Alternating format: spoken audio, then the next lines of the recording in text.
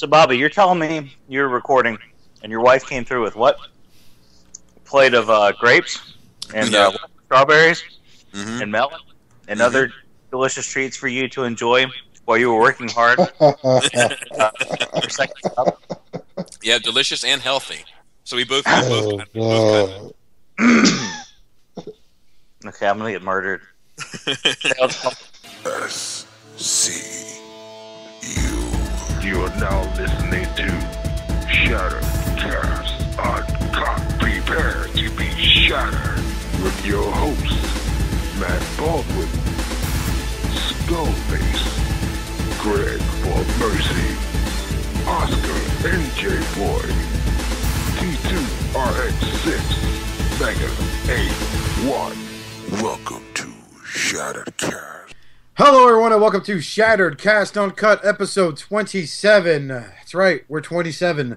We are still dating the 19-year-old girl that we met the other day at the Fred House party, but we're also finger-banging her 17-year-old sister. It's cool. Romeo and Juliet love clause. I'm your host, Oscar Alonso, and of course joining me tonight are members of the Sinister Six minus one, unfortunately. We got going from left to right, Mr. T2RX6, our favorite Mr. Fix-It, the guy known for being a most reputable reviewer, whose reputability is slightly, ever so slightly, going down with every other episode that airs. Justin, how we doing? I am so glad that I am sitting on your left today. That's right. And coming up right next to me on my right is everyone's favorite up-and-coming YouTube reviewer, not to mention one of the founding members of this podcast. He is the over-opinionated. He's what you would think that Dennis Leary was like if he had no hair and was a father of two children. The one, the only, Mr. Skullface. I don't believe in humble opinions. If you have an opinion, why the fuck be humble about it? Because you're an asshole, Leo. And of course, coming in sitting right in front of me to my left is everyone's favorite internet troll. The only guy I know that will sit there and pay a masseuse an extra 20 to just braid his back hair. The one, the only, Mr. Greg for Mercy. Two things. First, I have taffy, and it's awesome. And second, I actually am very hairless. Fun fact about me: I actually have a very small amount of body hair. No kidding. Yeah. I would have lost that on a multiple choice. Really? Yeah, I would have. I would have. Like in the areas where you think of body hair, it's pretty thick, but like the back and like that little line from my chest down to my groin, like it's it's sparse. Wow. Yeah. How about that is really gross. We're gonna be moving on, of course. And speaking of people who you think you see for 1 second, but you're not really sure if it's him or not, but yes, that is in fact his ass, his naked ass crawling out of your mommy's bedroom window. The guy who you won't introduce to your girlfriend because she'll leave you for him is everyone's favorite bass-voiced, chocolate-full love machine, the one, the only, Mr. Mega 81 Antoine. What's going on, people? How you doing? And he's racist against Cubans. Lion. And unable to join us tonight is everyone's favorite pro Hasbro, hail Hasbro, and for his sake, our favorite creamy legend, Mr. Deluxe, but he is unavailable to join us for today's episode. But other than that, we are going to go ahead and get moving with the most commonly asked question on every Transformer podcast, which, by the way, you are listening to the #1 Transformer podcast as far as I'm concerned. Guys, what did anybody get? I didn't get much. What did I get? I got Crank and I got X-Transbots, Crank and Pipes. I had them pre-ordered at TF stores and they were tied to KFC's Haymaker and whatever the fuck Slugfest. Anyway, it doesn't look like those motherfucking things are ever coming out, so I just said ship them, and they shipped. And I got them, and I really, really like Crank, and I am... I'm sure you do, so to bro. Speak, I'm sure you do. So to speak. And I really, really, really am fairly disappointed with Stax. Good. Yeah, he's just like, the joints are weaker, there's hardly a lick of paint on him. It just seems like, it's like taking your two kids to Disney World, and I used this metaphor recently, but it's like taking your two kids to Disney World and you get one like this super ultra mega princess package, and the other one you just you give her a popsicle. You know, like one, there's obviously a lot of TLC love, care for. Like they're like, you know, this is going to be our moneymaker. And it's like, what about, we got all this plastic left on the floor. What are we going to do with it? Pipes? Pipes sounds good. Let's do pipes. Type of thing. Wow, well, we just learned that, and the fact that you apparently are a horrible father. Way to go, dude. Way to go. No, I would never do that. Yes, you would. My kids don't want to be princesses anyway. One's running around with a butcher knife, and the other one's talking to me about how she's obsessed with Poison Ivy today. Poison Ivy, listen, this is no bullshit. She said to me today, she said, "Daddy, I'm obsessed." And I was like, "You're obsessed? What are you obsessed with?" She was like, "Well, a lot of things." And I said, what are they? And she was like, gravestones, poison ivy, dying, and birthmarks. Nice. That's pretty morbid. Nice. Go out and buy the And you're all make like, it well, now. honey, why are you all obsessed with that? And her reply is, because I got the boy who lives next door stuffed underneath our crawl space. So, you know, like, and she's the smart one. You know, she's the one that's probably going to be squared away. The other one is over here, like 1 year old, you know, juggling a fucking stick of dynamite and a butcher knife. So, I don't have a chance. Parenting, you're doing it wrong. But no, I'm kidding. What else did anybody get? Justin? Mega, go ahead. I got mainly Hasbro stuff this week. So Oh. Oh, yeah, what you got? What'd you get? I got the movie Drift, the Strafe, and that damn Galvatron. What guy? Oh, that Galvatron. Ah, I why'd you don't get think- vagina chest for? Are you lonely there in your house by yourself? I mean, what the fuck? Hold on, Bobby got cranked, so he had to get Nemesis Huffer. Oh, okay. Aha, there you go. He's not a bad figure if he had some paint on him. With the Galvatron? Well, I mean, yeah, he sucks, but well, never mind. Yeah. Antoine will tell you he's got him. Yeah, he's yeah, it could have been better. Age of Extinction Galvatron. That figure where it makes you want to say fuck Transformers. In this case, you really can. Oh. But Drift is nice. He's kind of nice. Yeah, like, Yeah, I like seems Drift pretty too. well I have received. Drift. I like Drift. He's not bad for. I mean, I hate the fact that he's got what I call G1 syndrome, where like if you move one leg up without holding him still, the other one follows right along with it. Yeah, So, yeah. It's like all in this weird fucking thing. I don't know. That's my only gripe about him. Other than that, he's not bad for a movie figure. Greg, what'd you get? Yeah, that's it. What did I get? I got Scoria, but we already talked about that. Let's see. What did I get? I didn't really get a whole lot this week. I got Swamper. He's pretty solid. I'm pretty happy with that. It was an impulse buy. Worked out well. And I got a box today from Big Bad Toy Store. It was my broken Warbitron figures repaired. And after all the fucking bullshit and the email, the excuses like your toy's not broken, an issue with the dye colors and the plastic mixing, that's not a stress mark. That's a spot where there's no color. I'm like, why is it broken? He's like, oh, it's broken? Oh, okay, we'll send you another one. They sent me a back. My Airburst has a stress mark right where it broke the last time. And then my Brawl does not have... They didn't send me the fucking screw covers. It's like they're being bratty fucking kids and like they're pissed off. It's like your ex-girlfriend fucking doesn't want to give you your shit back. Like they're dragging it out as long as they can. And this is getting very fucking annoying. But anyway, that's what I got. A headache. For future reference for other podcast listeners, from here on out, I have coined a phrase, and it's no disrespect to the reviewer in general, but what happened to Greg is what I call he's been bolt matrixed, which is if anyone watches Bolt Matrix's reviews on occasion, the poor guy gets a fucking shitty figure, where it has some sort of QC control issues. The difference between me and Bolt Matrix is I actually read the instructions before I made a video and bitched about it. But Two-shot, no. it's the truth. Either way, I love you, Bolt Matrix. I'm not here. Yeah, it's cool. It's cool. Which getting Yeah, no, praise you're from praise from me as a TF reviewer is really hard to come by. Justin, did you get anything? Since I wasn't on last week, I don't really remember what I said last time I had, so the only thing I can think of I might not have said was Citizen Stack, so if I said that I had it, sorry for the repeat. So, other than that, no.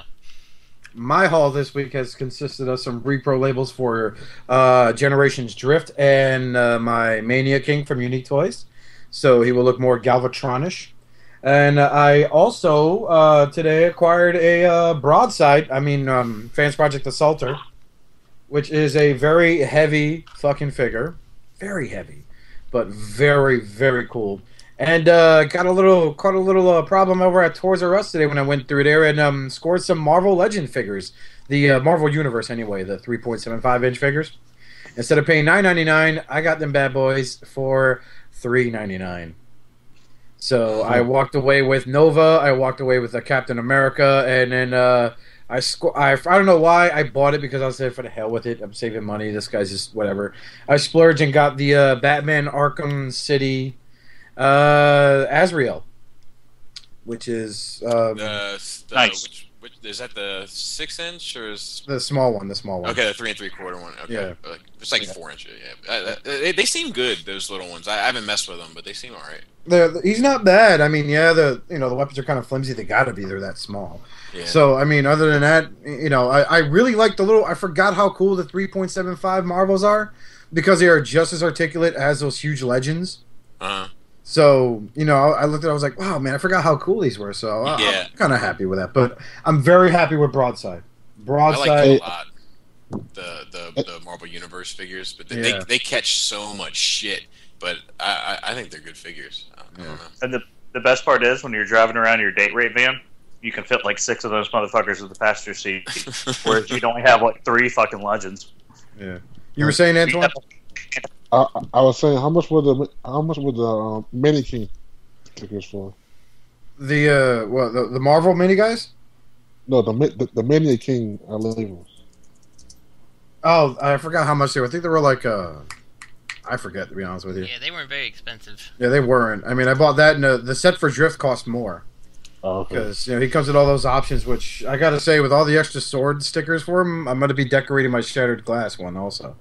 So I'm better off buying the labels than buying a whole new Mini King. Yeah, yes, you are better off buying the labels than buying a brand new fucking Mania King. What a load of TFC shit did they pull there?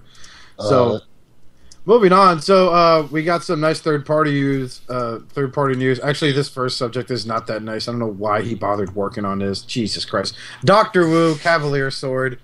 Why? Well. Yeah. Oh goodness. I think this is a nice sculpt. If you're really, if you're really into the movie stuff, like, I mean, this is a beautiful accessory. It's just it couldn't be for a more worthless franchise, in my opinion. I know that, like, not sounding biased at all. Deluxe would argue with that with me all night long. But to quote Deluxe, all night long. Right. But I think like if you look at all the detailing in the sword and all the the sculpt work and everything, it's gorgeous. It's just for like, the last thing I would want to do is buy a Movie Prime toy, and then the second to last thing I want to do is buy an accessory for it. Yeah, Dr. Wu, he does make some good looking stuff. There's no doubt about it. It's just I'd like to know what kind of figure this is he's using it with in the fucking photos. Yeah, I don't know. That's probably the model kit is all I could think of, because ain't no figure come like that. That's got to be that model kit that apparently someone shit white paint all over and failed while they were at it. Target exclusive. No, because it's got like flippy parts. Like, I mean, he makes custom parts. Who's to say he's not doing the custom figure? I mean, he makes his own. He'd probably fucking customize the fuck out of this figure. Actually, you know what? That's probably the. Well, I don't know. It's got an actual truck windshield. He probably painted up like a. I don't. That looks like a Revenge of the. God damn it! There's a lot of shit going on there. What is that fucking figure? It's not AOE, because that's not the AOE design. No, it's not. It's got to be from ROTF. I don't know. Actually, it looks like one of the first movie. From the first movie type of Voyager class figure. He just removed that huge chunk of cab, that truck that hangs off his backside. Yeah, that's what I'm thinking. That's what it kind of looks like. Looks fucking good. I mean, if I was into that sort of thing. You know what? I'm not gonna lie. As a guy who occasionally likes the movie shit, I would rather have that as an Optimus Prime than what they released for this film. That's for sure. Well, and I'll tell you, I was looking at that model kit, and I'm sure that's later in the show notes. Like, I don't know, man. That model kit doesn't look too bad, and it actually kind of makes up. I like the Prime design. I mean, he doesn't look Optimus Prime, but he's still. I mean, it's a cool robot. And if I was to get that model kit, let's just say I won't, because I'd get the sword to go with it. I like Dr. Wu. Just because I don't buy his shit. I mean, if I don't buy it... I respect him. I told you. I haven't come across one thing that I felt the need to have of his, but I do respect him. I know one of us here got that fucking Springer set. Was that you, Greg? Did you get that? Yep. Are you happy with it? Fuck yeah, I am. I'm surprised that you don't feel the need to get the partners that they made. I mean, I just can't find them for a good price. I can't find them for a good price. Not you, Bobby. I mean, being such a masterpiece collector, they were by far the best spike and spark plug to go with your MP10. Yeah, I just, to be honest with you, I just didn't know about it at the time, and I came across this Impossible Toys ones, and I got those, and I just didn't feel the need to spend more money on that particular. Bobby likes it that Spike doesn't have a face. It makes him feel better. Yeah, what did you go mush the face? fucking things he's done, huh? What did Justin call him, mush face? Yeah, I think so, something like that. You should look into the eyes of your rape victims. Which it's good to see they're withholding the mush face legacy with the Daniel coming out. So. Mush face? I thought it had like some detail to it. The last pictures we saw. I don't believe so. I think the really? one that comes with B with the suit doesn't have any detail in the face last time I saw. I thought it did. I thought it had a decent head sculpt. We'll get back and look at it later. I'm sure it's popping up somewhere. It's going to be in some picture or something. And if I'm wrong, someone's already corrected us on YouTube, just saying. Oh, of course. There's always Shout out to every... Wonder what it's like to work full-time staring at your action figure collection and masturbating ferociously to it. Speaking of stuff that's pretty ferocious, new Armor Fall Revolver. A fancy way of saving you about $200 for having to buy 2 redecos of them. This is pretty sweet. You could actually make your revolver to full-blown Roadbuster. Mm-hmm. How many people have to be pissed off that this is coming? Is this official or is this like knocked off? Because either case, I don't know if I necessarily care. Yeah, it's official. It's a knockoff. It's not made by Fans Project, is it? Yeah, no, I don't believe it is because there's a photograph of the original and then like there's the knockoff set right on the other side of them. I don't even care. I don't even care that it's like that because they should have put it out by itself in the first place. Like the repaints were not good by any means. So yeah, I don't know. Every time I see this picture. Go ahead. I was just saying, every time I see this picture after the little thing in the chat, I think of Bobby, and I think about the scene in Super Troopers where the guy's like, "Did you just say meow?" And he's like, "Do I look like a fucking cat to you, boy?" And like with that whole thing, I think about that, and then I think about Bobby's comment on Facebook, like, "Are those fucking mittens?" It looks like he's wearing fucking mittens. Like the kid that wants to see where I'm going there. Yeah, like that's so like. I don't know. I never. It's just so cold in space. He's got to keep his little midi. People seem to like this. From the I didn't get the Rack and Ruin set because I think this looks dumb. I don't think it's necessary.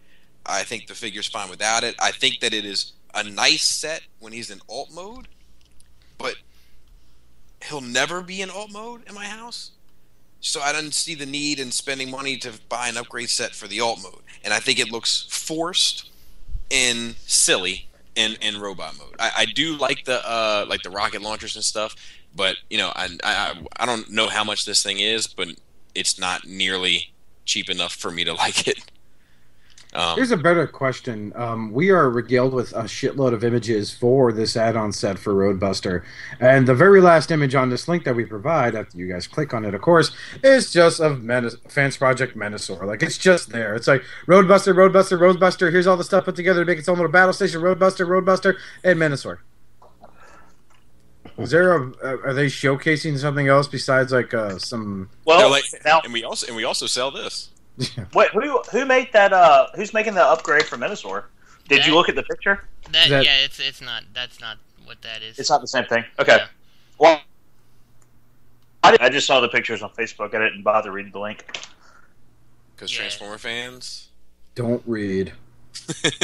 I just don't care enough to read the fucking link. I didn't need to see it from 30 angles. I saw the picture. I don't care what anybody on TFW thinks. You know, it sucks for the people that bought Rack and Ruin for the upgrade set. If you bought Rack and Ruin because you like the mold so much that you want to have a Rack and Ruin-ish type of figure set, then cool. You know, that's awesome. But if you bought the Rack and Ruin set because you're like, they're not bad, but I really want the upgrade set, like that sucks for you. And I sympathize. I do. But that Rack and Ruin set, it was just as forced as this armor is, in my opinion. Like it. Can I say something that's gonna piss somebody off? If you bought that Rack and Ruin set just to get the upgrade, you kind of are getting what you deserve. And I'm picturing that poor soul that went high and low to get that Rack and Ruin set because at a good price. Like, there it is, man. It comes in it comes in his post office. Like, here they are. He puts it all together. Yeah, this is fucking awesome. And then this photo comes up on his Facebook feed. What the fuck? Yeah, 3 months I spent. 3 fucking 90 days wasted haggling these fucking tools on Facebook groups and TFW, and what the fuck, $40?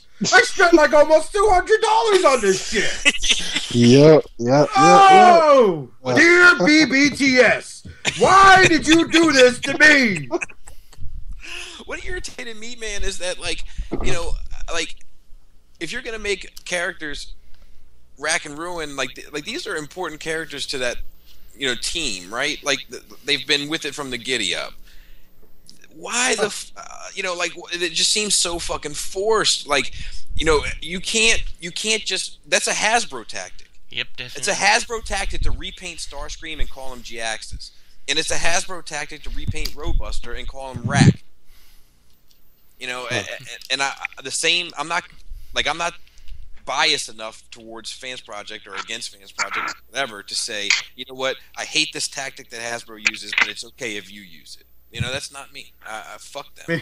Meanwhile, at Fans Project, Hostage, American podcast, for no Rack and Ruin said, no, they will learn the hard way of what a death is. Tell them an interview is off. I will there, put in the trash can. I show him stupid whiny Americans. I don't know, man. It's that the Rack and Ruin just left a bad taste in my mouth, so to speak. Giggity. From the beginning, and I actually, like, I'm against knockoffs in general. But I have to tip my hat to because they're doing something. It's kind of a Dr. Wu tactic that's less original. They're doing something that should have been done in the first fucking place. Mm-hmm. Yeah, no, like I'm right with you. Like, I don't necessarily like supporting knockoffs either. But yeah, they should never have come out as Rack and Ruin, or at least they should have officially made the option for these upgrade pieces. Because I feel like that was part of the tactic on their draw. They're like, hey, check out what you can do with Roadbuster, but you gotta get these guys. Right. Like, I don't want those guys. Like, right. That's like the it's the fucking Rat Bat gimmick. You know what I mean? Like, we know you want Rat Bat, but you gotta get him sound wave. And fuck that. I did it. Like, I don't have any sense, but it was dumb of me. I'll be the first one to say it. I was a fucking idiot for doing that. And hopefully the people that got Rack and Ruin for the specific point. Now, if you love the molds, then fine.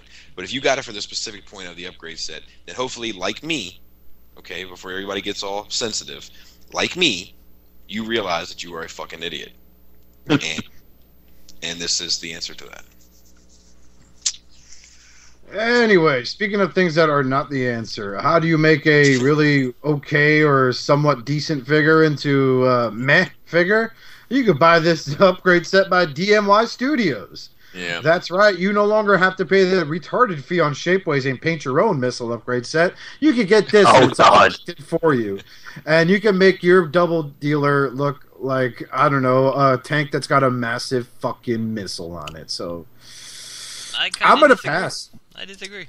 Really? I'm not necessarily getting this, but I think if you're a fan of Double Dealer, like, this offers you everything you need to make, something much closer to G1 Double Dealer in a classic form. Still you know what's a better idea than that, though, is buying a G1 Double Dealer and just getting that out of your system. If you throw a fucking horseshoe and it lands 20 miles away from the fucking pole, from the pike, and then you throw a second one and it lands 10 miles away from the pike, you've gotten closer, but you're still fucking far away from the pike. Well, I don't disagree with that at all. That's like a grandpa sounding fucking metaphor. Yeah. I mean, I don't disagree that it's not the perfect Double Dealer, but I still think that it's not a terribly expensive upgrade kit to add something that is 100% necessary if you are into that incarnation of Double Dealer there. So $35 though, man, that is not that necessary. If they would have done like 15, 20, all right, maybe now you're talking. But $35 for what? White plastic with a little bit of detail on it? No, you know what? I want to say two things. I just want to say two things, and then I'll shut up. I'll go back to playing with my Swamper and put it back on mute so you don't hear the joints and yell at me.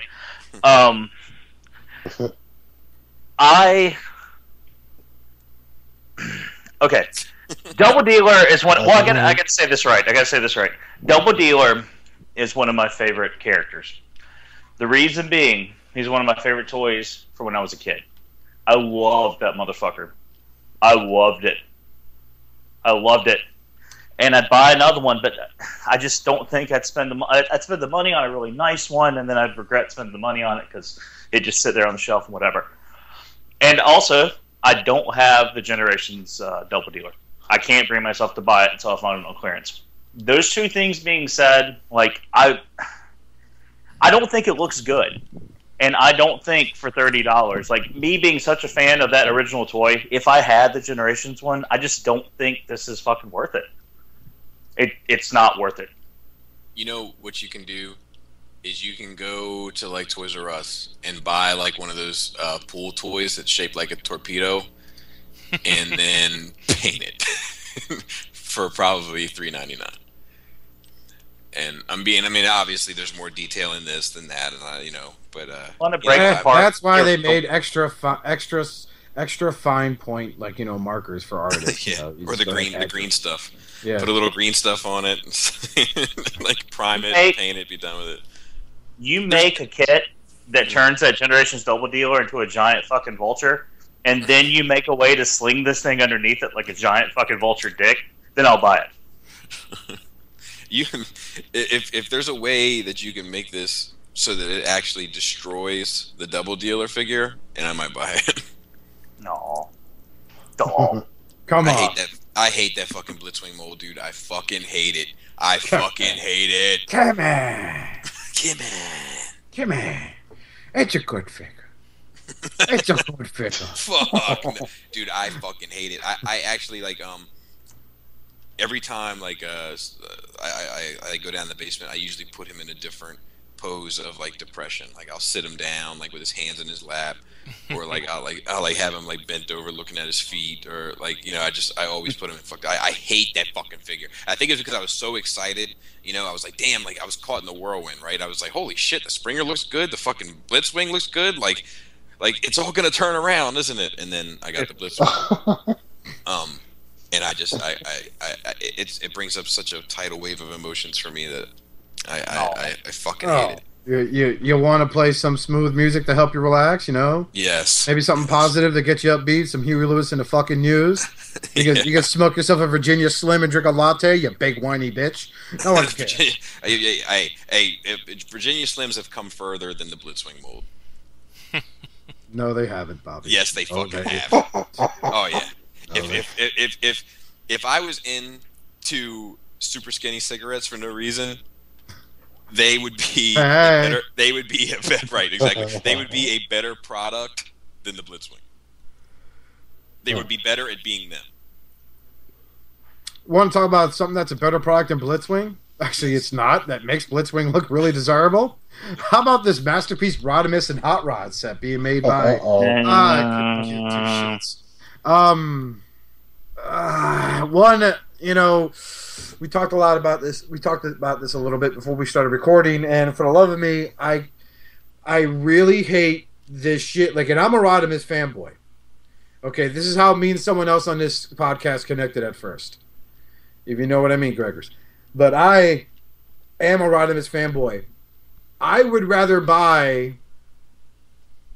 Let me think off the top of my head. Which have I bought? I would rather buy the RID Powerizer Ultra Magnus than this thing. Because this... I'm going there. This is such a fucking... disappointment of fucking engineering. How is it, man? Okay, they took a literal fucking like fun freaking custom or repro label set or an actual figure. I'm not too adverse to the 7 different versions of Sideswipe they did back in the G1 days. And they said, hey, we'll just take the fucking masterpiece and we'll twerk it a bit because nothing's ever a knockoff according to some jerk-offs. And we'll make a Rodimus Prime figure out of it. We'll make a Hot Rod figure, and it'll fucking transform the same. Yeah, that's what irritates me about this. This is such a waste of fucking talent. And it's parts former. And it's a parts former? Yeah, like they showed a picture of a whole bunch of parts. You gotta put on to make Rodimus. I think that's just them showing like all the different pieces. Yeah, that's just showing how they go together. But the okay.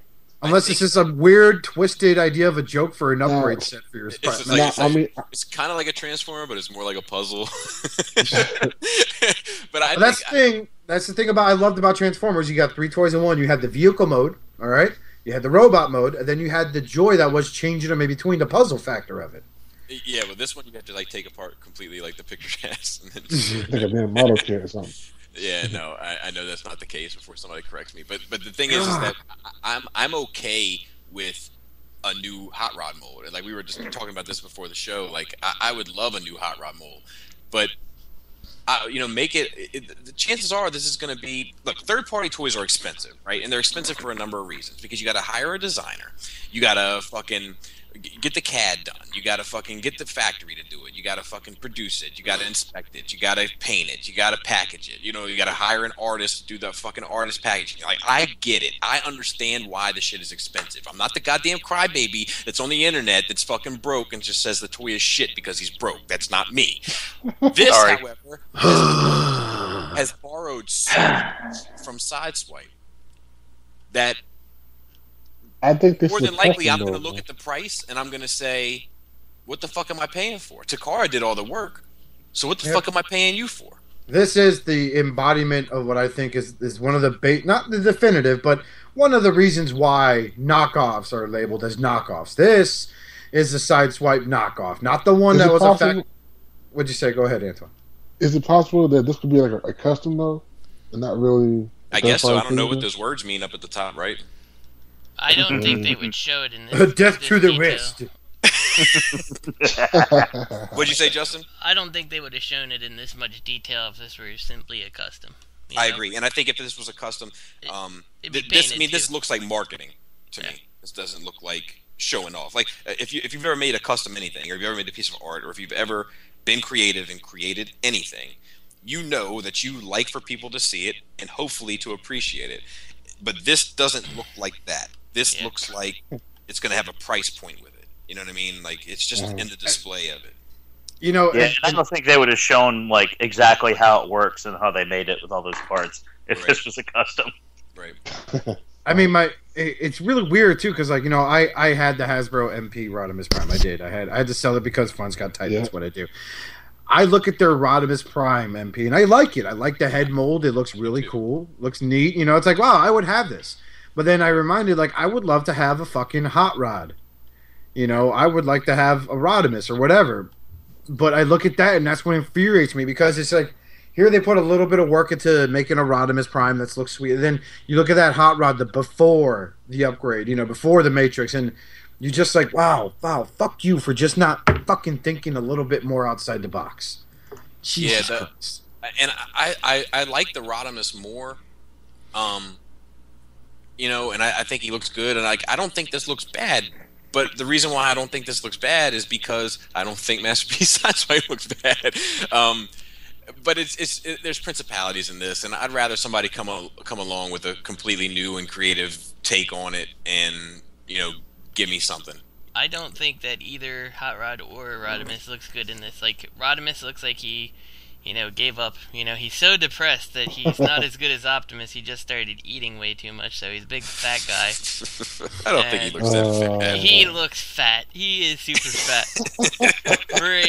For one of the skinniest toys that was out there, and a relatively skinny, show model, this is a big fat guy in comparison. This is a big fat guy trying to cosplay as Rodimus. That's what this is. All right, you've seen the fat Spider-Man. That's what it is. In comparison, I agree, but I don't think I don't like Hot Rod. I think the proportions on Hot Rod, like with the chest, look worse. Well, that looks ridiculous. That just looks ridiculously stupid. Like, I will say, Rodimus looks better.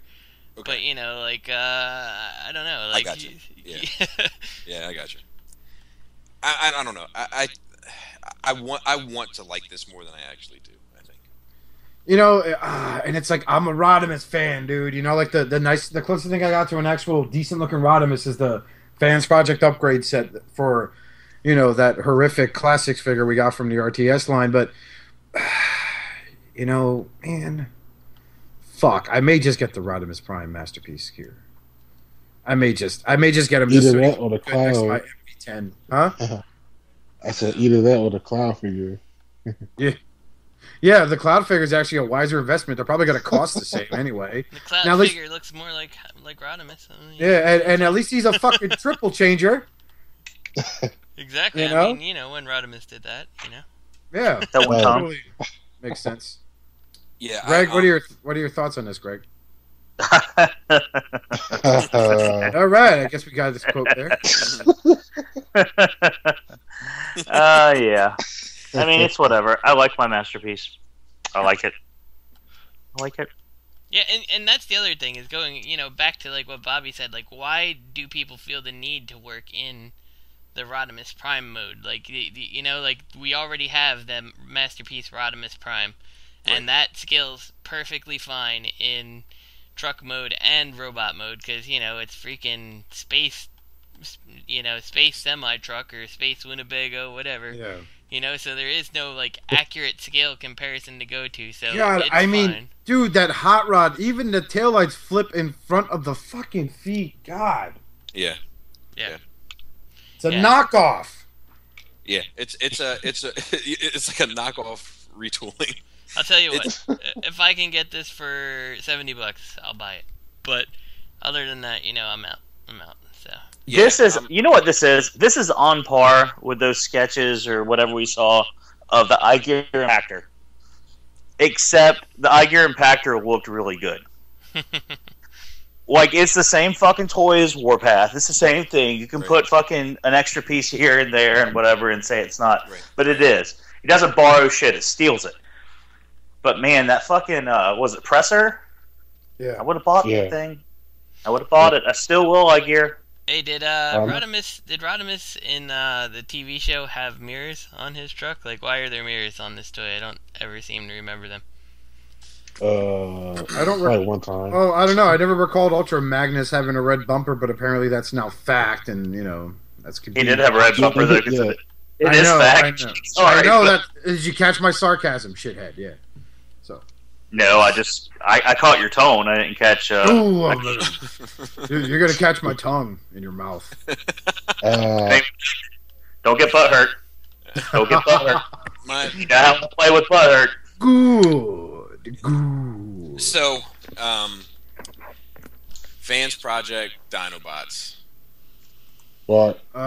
Speaking about shit that's awesome. This is probably the best news ever. So who's got them pre-ordered? I do. I got Sludge. Yeah, I do too. Sludge gives some love, man. Did you pre-order them too, Antoine? Yeah. So we're all fucking pre-ordered. Well, and here's the thing: if Fans Project gets these out, and they're smart for going Sludge next, because I'm gonna probably put this right next to my Planet X swoop, and that's gonna it could be the determination if I continue with Planet X because I like the Planet X swoop, Right. or if I just buy right in the Fans Project, which I'll probably buy in the Fans Project regardless, but there is the chance that you'll just completely negate my Planet X purchases, you know? So, we'll see. I like this guy. So, I mean, their slag looks fucking awesome. Yeah, slag does look it looks so. That's the beauty of like a lot of Fans Project stuff. Like it just looks so robot-y. Do you know what I mean? Like it just it looks so like complicated. Like so much to it. And the last thing I fucking need is Voyager-sized Dinobots. It's probably the last thing I need. And I couldn't help myself. I felt like I had a problem today. I felt like I had a problem. I couldn't stop myself. I guess this sludge they have that I pre-ordered, also known as Columpio. Yeah, something like that. Columpio. I think it's funny because it sounds a lot like Columbo, that old, oh, I'm a detective, look out. But he ends up solving a crime anyway. Dude, this guy looks, first off, real fucking imposing. It puts that Planet X design to shame. But why has he got a Target Master? Yeah, I don't get that either. Which I can't help but laugh at the name, Dirt Pan. Dirt. He's a gun. He's a sword. Just think of like what if Dinobots had Target Masters? How they look? Well, Dinobots never had Target Masters. No, just saying, what if they did have Target Masters? Yeah. Damn it! This is part of G1. What the fuck? Yeah, but I do feel like it is a little like unnecessary and silly, But does it transform into a dinosaur also, like a little dinosaur at all? I think he has like a little like he has like, well, he's got his two modes. It's like a sword and a gun, right? And then the sword looks badass. First off, I'm not knocking him for that, but his robot mode, like derp, we're gonna go ahead and just call him derp. He's got the robot mode. The next one, it looks like he has some sort of creature head. I can't zoom in on this image enough. Antoine posted it actually on Facebook. But it looks sweet, dude. It really looks good. Yeah, it does. They make good product. There's no doubt about it. Yep, they're always the one that I'm like, well, I guess I'm buying that too. As long as you don't like repaint these in the Rack and Ruin, then we'll have no problem. Columpio. I don't know. It's like there's another picture that our good friend Mega A1 here posted. Is a side-by-side comparison of the Planet X sludge and the Fans Project, and it's just like, damn, dude, Fans Project, you motherfuckers, I love you. And it's Spanish for swing. What? Columpio. Columpio? Is I never Spanish heard it. For swing, apparently. I never heard it, and we speak it in his house 20. Well, then again, none of us go to the park that often. Yeah, I put it in. I put it in to fucking Google, and it came up under the internet. What's it? No. Yeah. So, speaking of what the fuckery, part 2, Fans Project also announced new function members, which look amazing. Yeah. So we got they got their version of Hardhead coming out. All right, X6. Who is X7? Who is he again? That's I think 8-Face. Is that 8-Face? That'd be awesome if that was 8-Face. Is it? No, I thought they said X7. I thought when I first saw these pictures that was their Swabber. What's his fucking name? Oh, Skullcruncher. It's Skullcruncher. Skullcruncher. Yeah. Yeah, it's supposed to be Hardhead, Skullcruncher, and the other four guy, Highbrow. That's it. You know what I was talking about. Yeah, and they were supposed to do the cop car too, weren't they? Yeah, Minerva. They said Minerva, but we haven't seen anything else. That was part of the first. The very first. That was part of the shit. Yeah, with Mindwipe and Mindwipe, Minerva, and there was another one, right? There was a third one. Yeah, it was Prime. It was Prime as an alligator. Yeah. Yeah, which doesn't make sense at all. Well, yeah, because they're doing it after that one episode in G1 where like they made him into an alligator or whatever. Oh yeah, it was just a repaint of. It's a repaint of Skullcruncher, right? Yeah. Oh, and Siren too. Which one is Siren? Siren? Yeah, Siren is cop car, right? Yeah, Siren's Minerva in America, but I recognize that mold as Minerva from the Japan. But yeah. Same thing. It's the same. Yeah. It'll be a recolor. You'll be able to buy it. Yeah, I'm in for. Siren was not Minerva. It wasn't? No, that was Nightbeat was Minerva. Siren was Ghost Shooter. Oh, that's right. Yeah. Well, I'm in for Skullcruncher and Highbrow, and I'm gonna pass on Hardhead because I like my Toy World one a lot. I'm not sure what I'm gonna do. See, this is where I'm at a crossroads here because I love Fans Project and I love buying their stuff. So I'm probably in on all these. But that said, I don't think that I will be changing out my Toy World Hardhead for this one just because I like the skill. I like how he scales. He scales that way for me. Yeah, so. I do too. Yeah. That's this Highbrow's purchase, and if that is Minerva or whoever, yeah, I'll buy them too. But if it's Ape Face, we can purchase. But if it's Skullcruncher, man, I'm getting my Toy World one from WK Toys. So I'm not, I don't know. I'm good with that. But Hardhead from Toy World is a perfect size.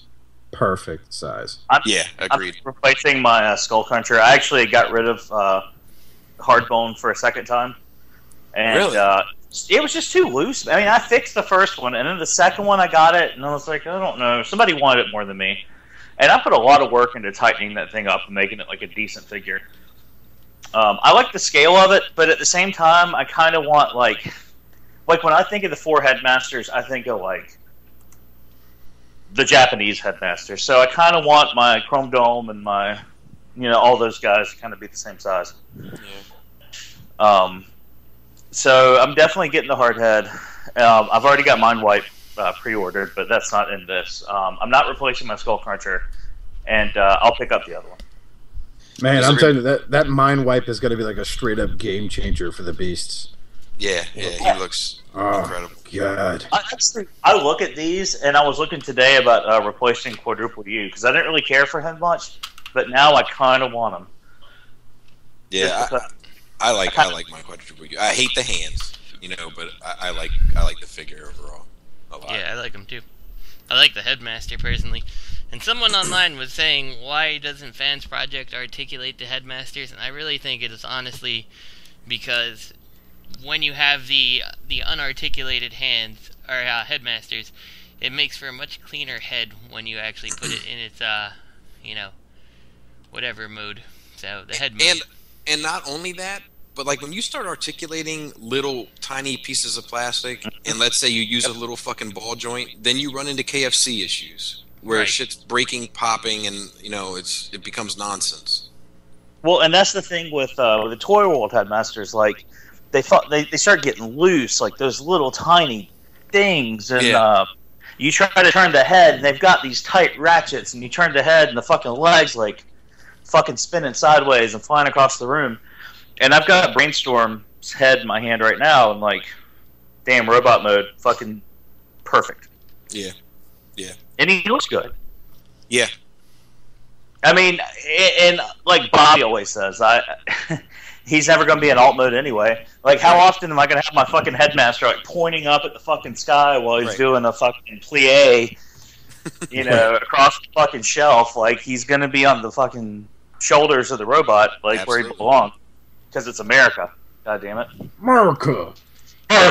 I definitely say the Fans Project Headmasters are as articulated as they need to be. They don't need to be anything more. So. Agreed.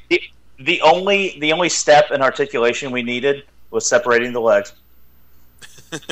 Yeah.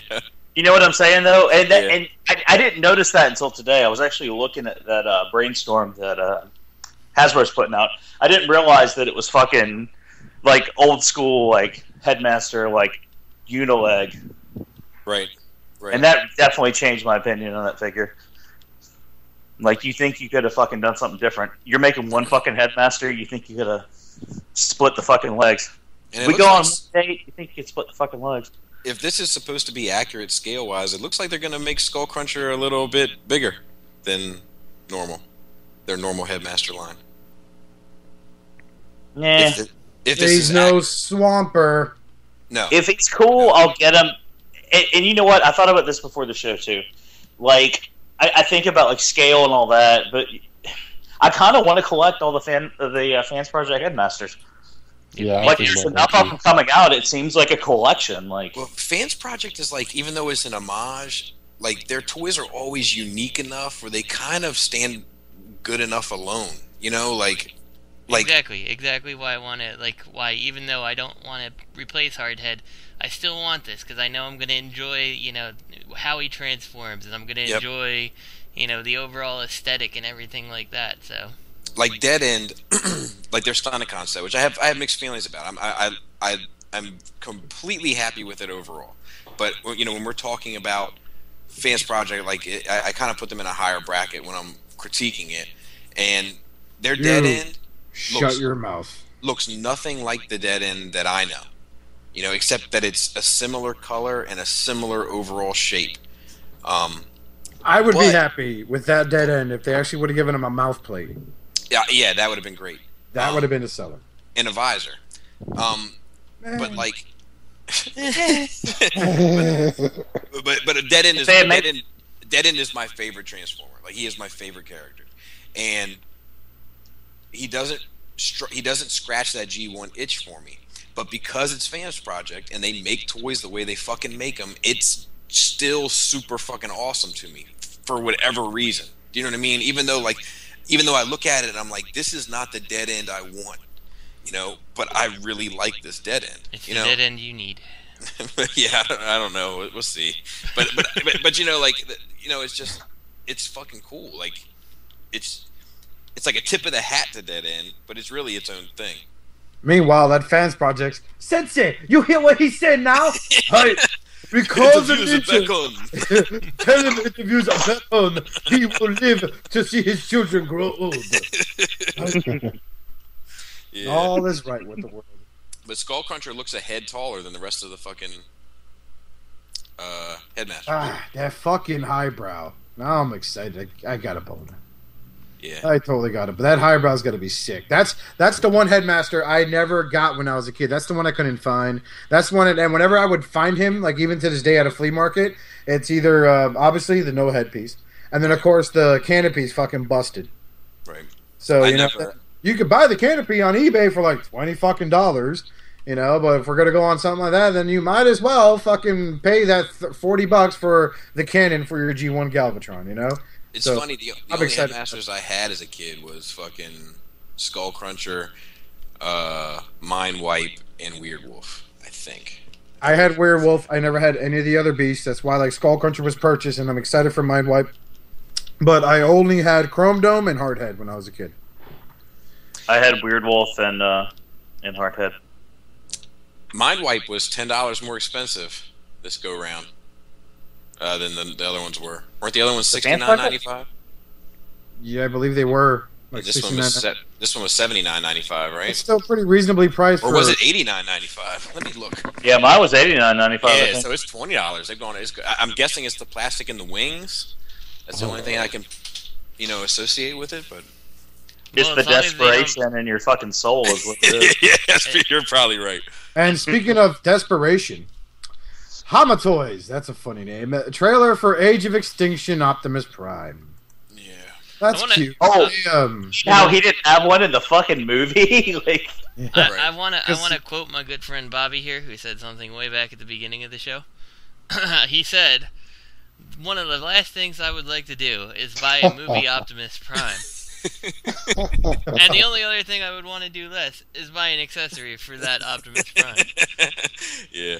This is a complete and utter, again, waste of talent and a waste of plastic. It does not need to be made. Okay? Yeah, and it comes with a damn roller. There you go. Yeah. It comes with a roller that plugs underneath. That's fucking useless. So, yeah. The little flap to raise and lower to get things in and out of the truck, props to you for that, but you should have hidden it better. Because you lose all the back detailing of your truck. It looks terrible. Who put this in the notes? Is this you, Antoine? Yeah. But Antoine puts everything in all fairness, and then it's okay. Like I compare Antoine's note taking to police when they arrest you. Okay, they will throw every charge they can at you, and then then it goes to arraignment, and at arraignment I drop some of the charges. Okay, well then Antoine, you're fired. No, it's me. I deserve to be fired for this one. You're fired, Tony Mender, Bobby. You're fired. I thought it would create some good jokes, is why I left it in. This roller here is not the roller that's attached to the bottom of the truck. You realize that, right? No shit. Yeah, like if you look at the wheels, there is definitely they're like dually wheels on the roller on the trailer. Yep. Oh my god. Yeah, so I don't even know what that roller is. This is a different roller. Meanwhile, at Hanma Toys, but this is not the same roller we make for large trailer, Sensei. I don't care. Put it in photograph, and we'll sell out in no time. If people want a roller, give them a roller. We'll give them a roller, we'll give them a cake. I feel like I have cancer now. Mechaform cancer in the form of Mechaform Dinobots. I feel so bad for Megaform, but I feel like they bring it on themselves at this point. Dude, look at the feet on Gunk. That's a nice name for him. They don't even. There's like, wow, you'd think that what they're going to charge for this shit. Did you know it isn't going to be like a $20-$25 figure? Toy, fuck it. We're going to call them toys. They're not even. They don't even fucking bend. They're like, dude, it looks like the arms transform like the G1 slag. Yes, I agree. It's wow. And these poor bastards. These fucking things are already painted. Like that's how far along they are in this process. Like in fairness, these all look like they're computer generated. I don't think any of these actually exist. Okay. Unless I'm seeing pictures differently than you guys. No, these are CADs. That's for sure. Oh, okay. Yeah, but here's the thing. Okay, you're late to the party, and if you want to be late to the party, then you gotta have some reason to take attention from everybody else at the party. You know what I'm saying? Like, yeah, you need to roll up in a Lamborghini, not your Honda Civic. Yeah. You know. It's like showing up to a wedding on Game of Thrones with a knife, but everyone's already covered in blood and going, "What'd I miss?" Exactly. Oh my God, they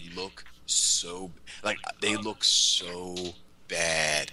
I also don't understand the red spots, like in the center of the head of Paddle and Gunk there, which totally take away the fact that they do have eyes, but I didn't notice them the first time because I thought they had a red visor. Those are supposed to be Autobot symbols. Or I'm sorry, good robot insignias, because you can't call it Autobots. Oh my god, I have worse cancer now. Yeah, it's really bad. Like we were talking about it before the show, and I was saying that like Mechaform is the anti-unique toys.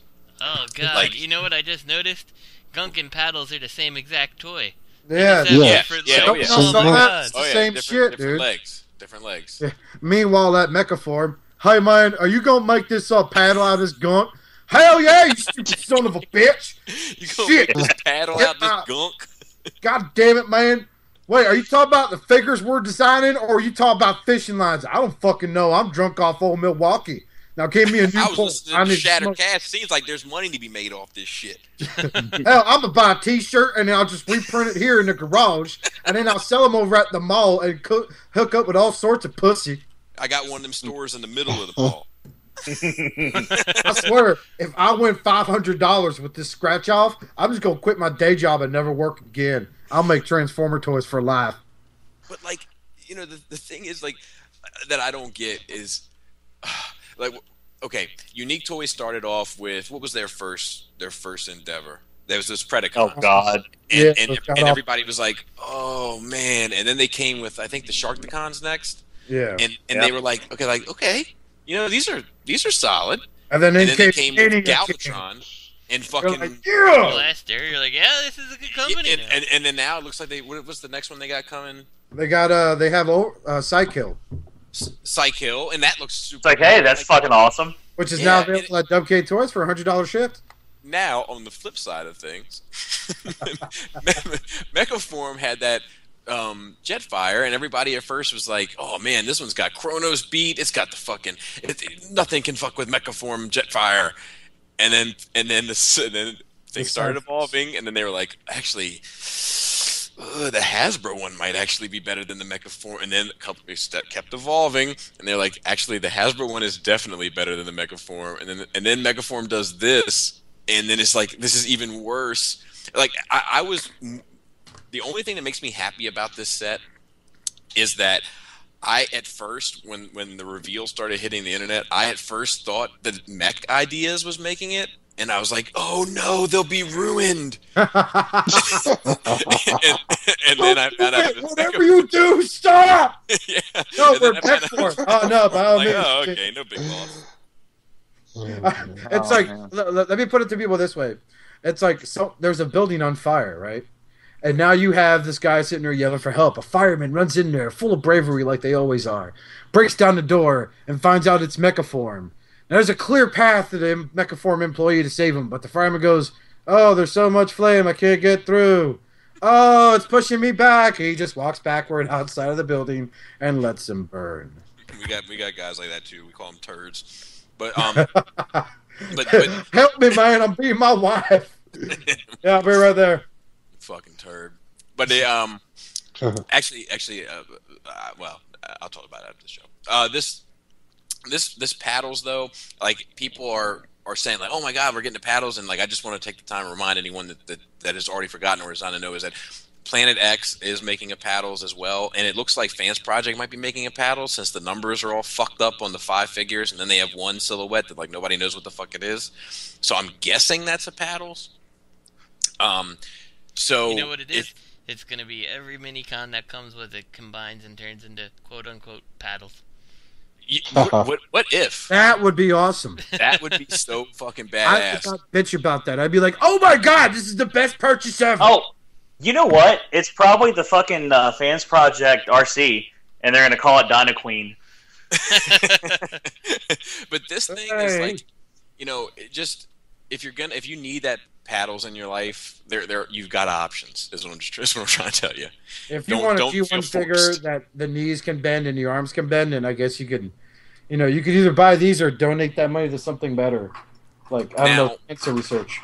Some of these are labeled MF, except for Sludge, which is labeled MP. Oh boy. So I guess what it is that they're all going to be Voyagers with the exception of Sludge, which is going to be bigger, so they're calling it an MP, is my guess. Oh, yeah, because they use... Did we see that with their Jetfire? They use like a weird, like a labeling system. What did they call the Jetfire? Not Voyager scale. It wasn't VS. It was POS. POS. Was it POS? Piece of shit. Shit. I don't know. But I'm going to go on record and say that I don't think it's a masterpiece scale. I mean, let me preface that by saying they're definitely not masterpieces in any sense of the definition. But here's the thing: if this is supposed to, if it does go masterpiece scale, which would just be ridiculous for them to do at this point, like. There's no way that they could even look at this and be like, "Yep, we can compete with like Fans Toys and whatever Giga Power or whatever it is." No. Like, you can't compete with those with this.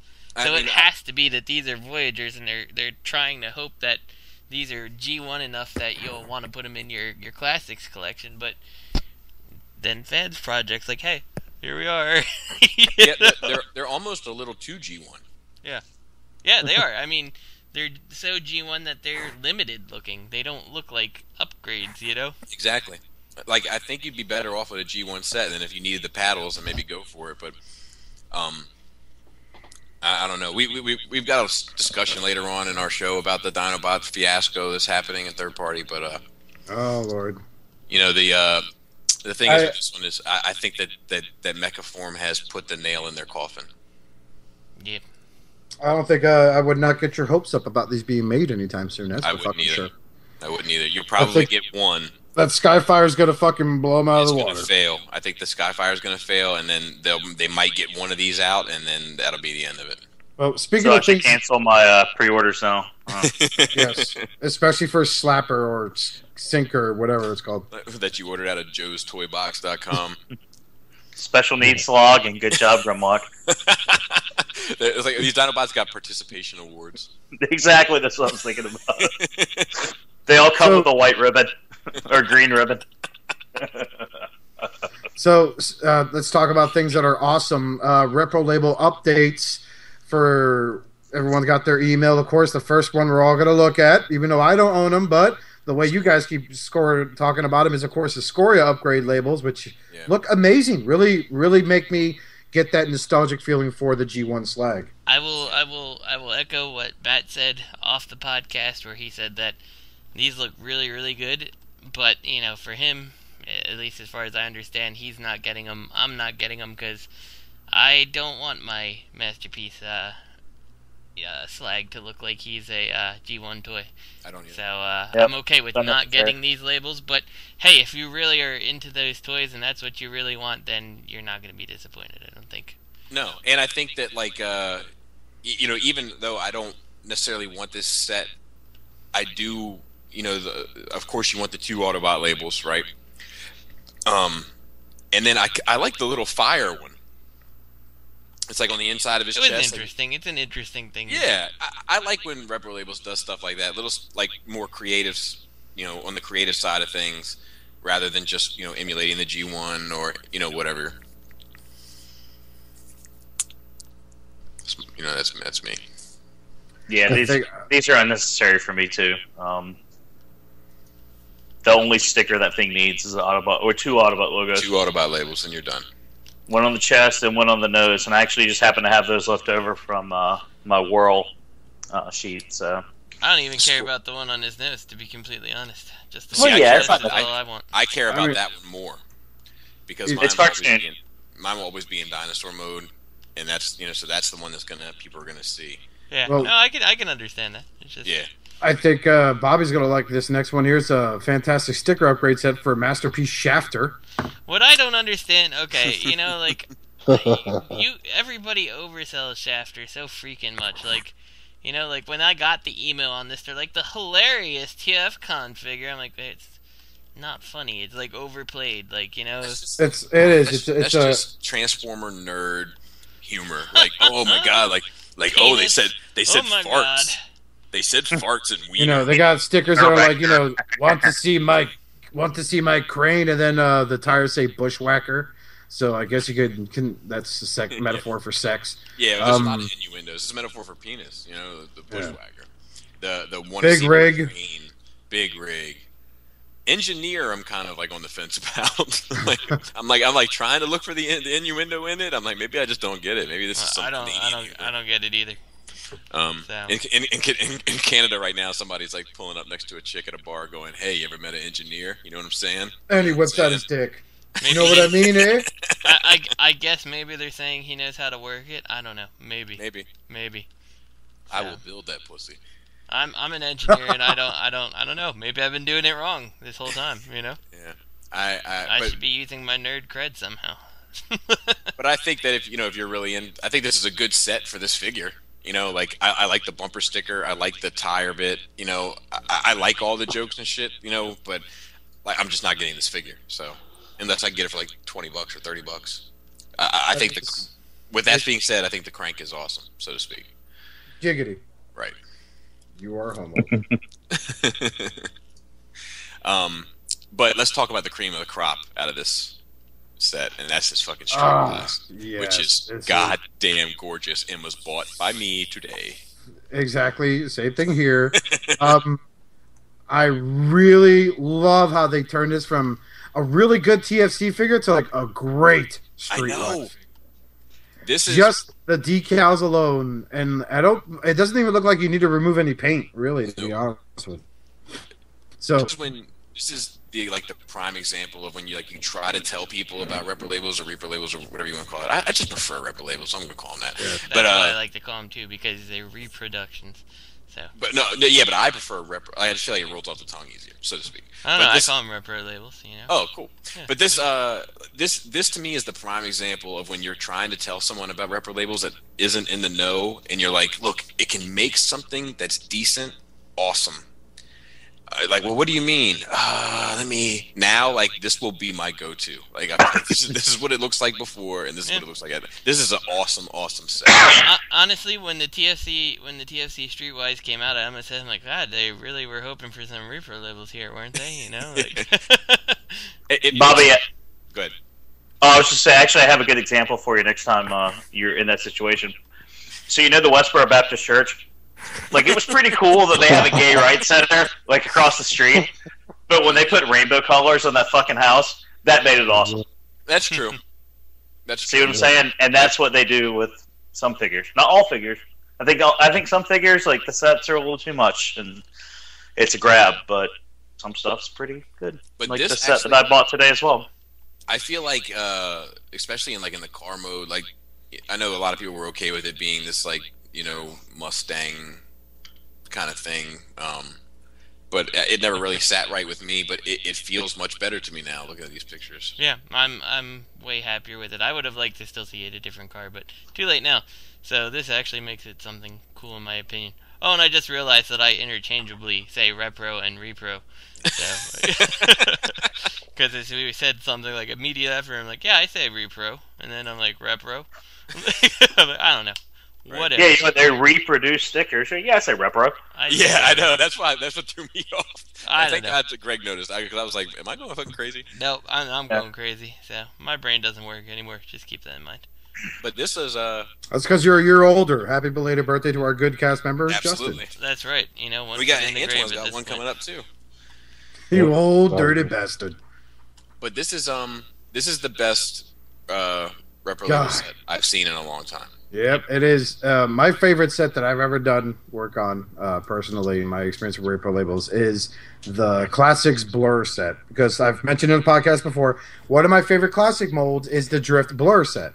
But they did Blur justice. Like, they made that car from a plain blue sedan, and they turned it up a notch, and it looks fucking amazing. This, though, knocks it out of the water, obviously. And from the taillight designs to the Autobot logo on the fucking rear where there's supposed to be a Mustang symbol. Yep. I mean, all the way to protect and defend. Yep. Autobot City Police Department. I mean, it's just fucking awesome, dude. You just can't go wrong. The 911 sticker. Yep. PC-73, this is just perfect. I would actually like to see Repro Labels make a set of this for, as a, what's his name, Barricade. Like a Nemesis type version to put on the same toy. Like they do that little just in their bonus stickers. Like, hey, we know that this isn't for everyone, but hey, Antoine, answer your question. The Galvatron Repro Label set is only $11. So nice. and then of course Streetwise is only $10. And actually, to go with what Justin was just saying, they actually based this. I think they got the ideas for the cuts off that Barricade set. Oh yeah, because I remember when he was designing this. But no. But when they were designing this, he actually took a sheet of those Barricade labels and stuck them on the figure. I think it was this one. I'm pretty sure. Yeah, it was this one because he put it because it was. Hello. Yep. I think he yanked his Poor headphone Greg. What's going to go ahead and start a Kickstarter to help Greg buy a computer. What's crazy about this to me is that about Repro labels in general is that I'm sure it all is they've got it down to a science, but there's some sets that I get that I'm like, this was $17, and then there's other sets that I get that I'm like, this was only $6. I agree. Yeah. Actually, I'm sure it has to do with shit that is way beyond my scope of understanding in terms of their sticker business, but Repro Labels, you see, did both of them. Repro Labels is one of those places that, I also go through their cart, and then all of a sudden I'm like, holy shit, I've got $110 worth of stickers. Like, how did I do this? And I was like, okay, well, what am I going to cut to make this reasonable? Yeah, I just bought $140 worth today. Yeah. I mean, and that was me being conservative. That was me being like, I don't need the Hexatron one right now. I don't need this one. I don't need that one. I just got this credit card. I'm gonna fucking max out on this website. Bazinga, we're in the clear. Bazinga. They hooked me up at TFCon. Like, I had like $300 worth of stickers, and I took it up to the counter and they rang it up, and I was like, look, I'm asking for fucking help. Like, can you do anything for me? And they were like, we really only like help people out when the stickers get over $500. Then we start, making deals. And I was like, come on. And they were like, where are you from? And I was like, Baltimore. And they were like, you came from Baltimore all the way up here. What else are you buying? And I was like, I got one other thing from fucking TF Source, and then this is the only other thing I'm buying. And they were like, yeah, we got you. And they did it for like $225. I mean, it was something crazy. Like they took like more than $50 off. So they hooked me up. I think very fondly of them. Good on them. They're Canadians. Yeah. And nice it probably didn't. It probably didn't hurt. You had your daughter with you, like naming all fucking Casseticons. I'm like, now do a cartwheel. You lean over to your kid and you go, "Sweetie, I need you to do that. I'm really sad. Look face. Yeah. Help out, Daddy. Okay." It's like, do the little cat from Shrek. Yeah, do that Spanish cat from Shrek. Go ahead, do that thing you do. I don't know what you're talking about, Daddy. You're about to get backhanded if you don't do what I tell you. Yeah. So help me fucking God. So moving on, talking about help me fucking God. This actually looks really sweet. The Age of Extinction Optimus Prime model kit from Hashtag. It does. It looks good. It looks like a good model kit. I think the Transformers should transform, but if I didn't abide by that rule, this looks pretty awesome. Yep. It is. This looks. I mean, if Gundam fans go crazy for this, I just built a Gundam not so long ago. Fucking painstakingly ferocious time it was, but nevertheless, this looks really, really, really fucking neat. If they do this the same way they did with that Dark of the Moon model kit, where you get like this fucking skeleton and then you're adding shit onto it, that's pretty cool. That is really cool. But if they go the way of the Gundam model kits, which is you get like 35 fucking trays of parts. And it's labeled A1, A2, and they all got like 55 individual pieces, and even more power to them because that was actually fun to put together. But this looks really interesting for an Optimus Prime. It does. Well, that's what I said earlier. Sorry. Oh no, I was going to say that's what I said earlier when we were talking about the Dr. Wu sword. Like, I like the way the robot looks. I mean, it doesn't scream Optimus Prime. And it's like I said last week. I think I said on the show. I might have just said it to Bobby, but I was playing that Rise of the Dark Spark. And I started shooting it out in the spot. And Rise of the Dark Spot. Yeah, well, And I was like, fuck, I didn't know that was Optimus Prime. And Kit's like, you nerd, you don't even know what he looks like. And then she looks up, it's like, who the fuck? That's not Optimus Prime. Right.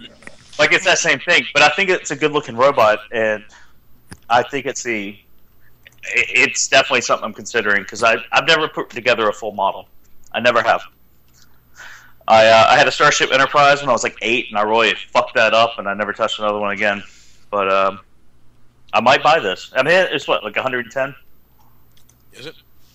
I think so, yeah. I believe that's what they go for, roughly. Yeah, it's a pretty hefty price for a model kit, but this is a Transformer brand, not like it's a Gundam.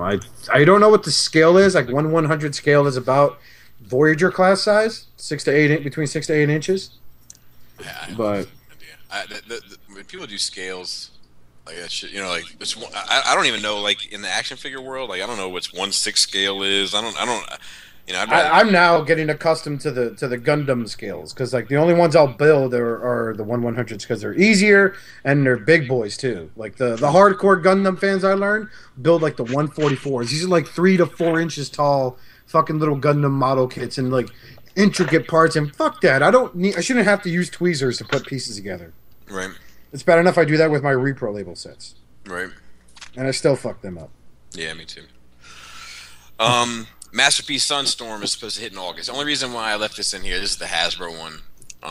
And I'm buying it. Are you? Yeah. Wow. I'm not about to shit out $200 for the Takara one, or 300, whatever they're asking. And in the end, my only beaut, though. It is. But my only beef with this one is it's got a fucking mustard head. Yeah, but I can resolve that by painting it. That's what I was going to get into. We are thinking about, if anyone listening and is going to Chicago, we were thinking about buying one of these and stripping it and repainting it brown and repackaging it. Like, we would redo the packaging within reason, and call it Pooh Storm. And we would do a shitstorm, and we would have it at the table in Chicago, and we would have it for a silent auction. It would be a shattered cast shitstorm. If you would be interested in that, let us know either in the comments or on Facebook or something. Let us know, and we will do it because we think it'd be awesome. And we always talk about shitstorm and how we all want a shitstorm. So, anyway, it's on the table. It's up to you guys. Yeah, you gotta love, like, it includes 2 figures. Masterpiece Sunstorm figure converts from robot mode to jet fighter mode, hidden missile pods, and swing open nose cone. Adjustable canopy, adjustable thrust vector, includes display stand, ages 8 and up. So, when you say 2 figures, are they counting that fucking pathetic little plastic bit that's supposed to be a pilot? I think so. I hope so. No, they say. I think they're talking about it's 2 it's 2 different toys. It's a robot toy and a jet toy because they do that a lot now. It's that Hasbro chicanery. Did the Masterpiece, the Takara one, have the flame deco all over it like that? I think there is a flame deco. Is it? I think there is something going on with the wings. I don't know if it's a flame thing. It's a graduate. It's a graduate. That's what it is. The gradient. It's a gradient from yellow to white. On the Takara one, right? Yeah, the Takara one. Okay, because I kind of, I may actually get this one because I do like the flame deco on the wings. I gotta say, that's pretty well done. So. Yeah. It looks like I said. I think it's okay. I'm not fucking going, oh my god, it's like Thundercracker when he came out. But for me, who doesn't own a Takara Sunstorm, I think it'll just paint that. Yeah, it'll do it. Paint the head black, and I'll be happy with him. Why would you make it gold? Ugh. Yeah, that is dumb. What were we saying, Greg? What was I saying? Oh, it goes with the this one goes with the Storm, whereas the Takara one is just like a really it's just a really nice looking figure. Like this one has the flames and all that shit to kind of match with that Storm. Right, I agree. And I'm reading the bio there. What was it the comic, the E-Hobby comic, or the E-Hobby story that came with the figure that said that he was like full of radiation, or was that Dreamwave? I think that was Dreamwave. I believe it was Dreamwave. He's like a fucking he's about to burn. Like he's just radiating with like some. Because he does explode. Yeah. So how does IDW, who's their current bottom bitch, feel about them taking the bio from the Dreamwave comic? Oh no. Because in IDW, he was just that guy that got fucking hypnotized by Bombshell and then got shot in the face. That's funny. Or something. That's funny. I always thought that was Acid Storm. We're going to control what you guys make your characters look like from now on. But with that being said, we're also going to use Dreamwave's bio card on Sunstorm. on the Masterpiece. You guys got the deluxes, though. You guys are good. Yeah. So here's something our good friend Deluxe will be getting in the mail soon, is the 7th subscription figure. This made me laugh at the description. I don't know if anybody's read it.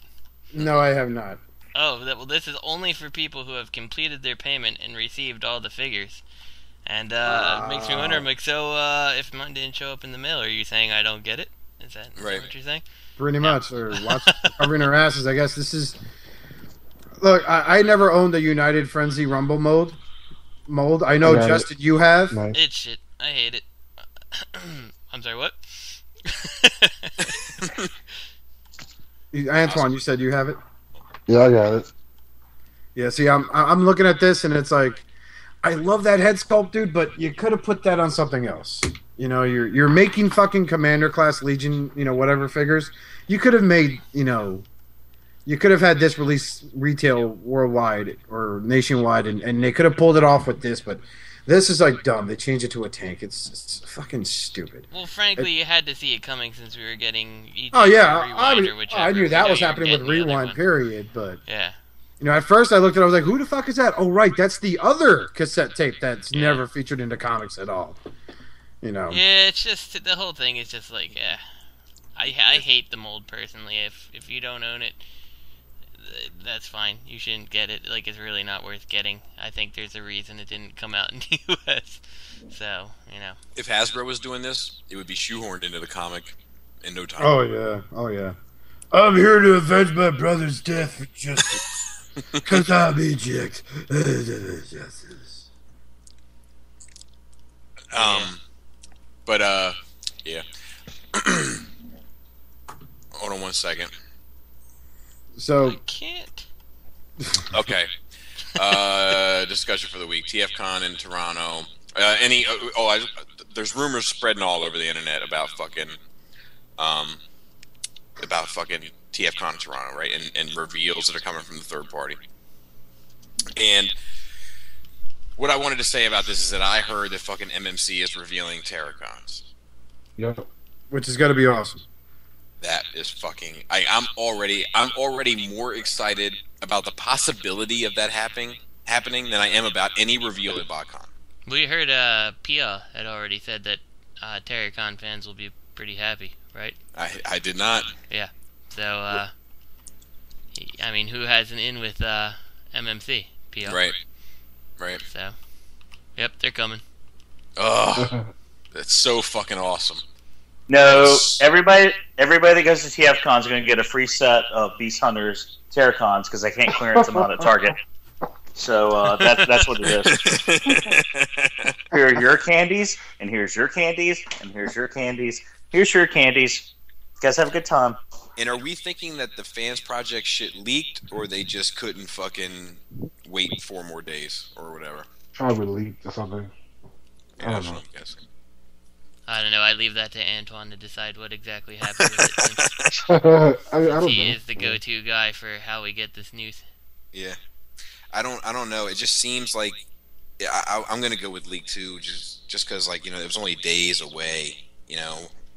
Why would they not wait? Yeah, I don't know. Because the news has been like last week we had like no fucking news because everybody's just being fucking quiet because TFCon is around the corner. You know what I mean? They got to save all their reveals. I don't know. And I don't know this Dinobot shit.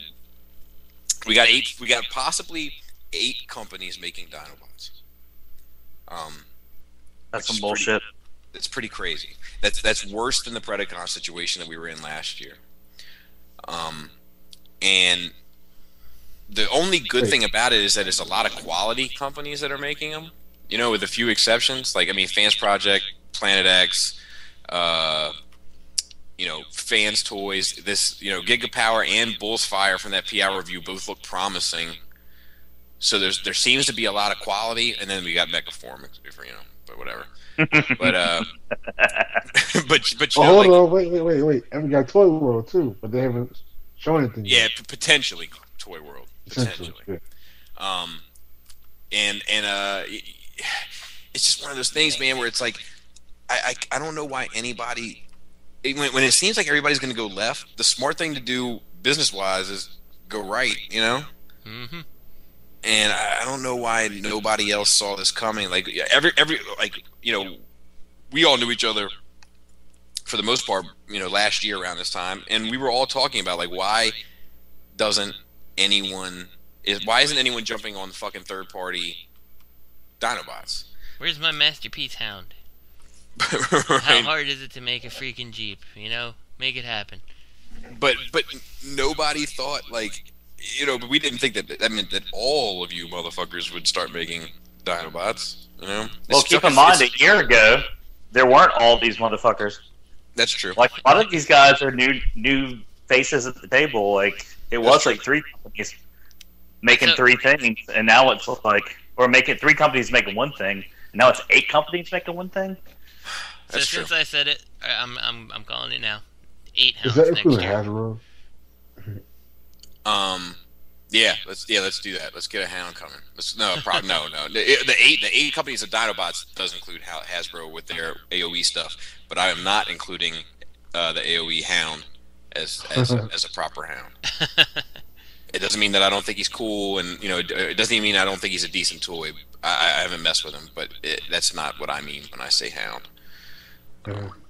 I'd rather get the Megaform paddles. But anyway,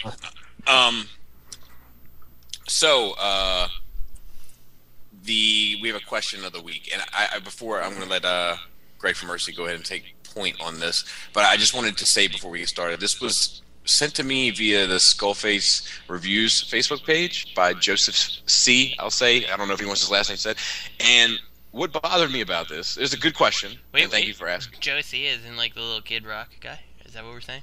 He's dead. No. Maybe. He's dead, you insensitive bastard. But like, Did he?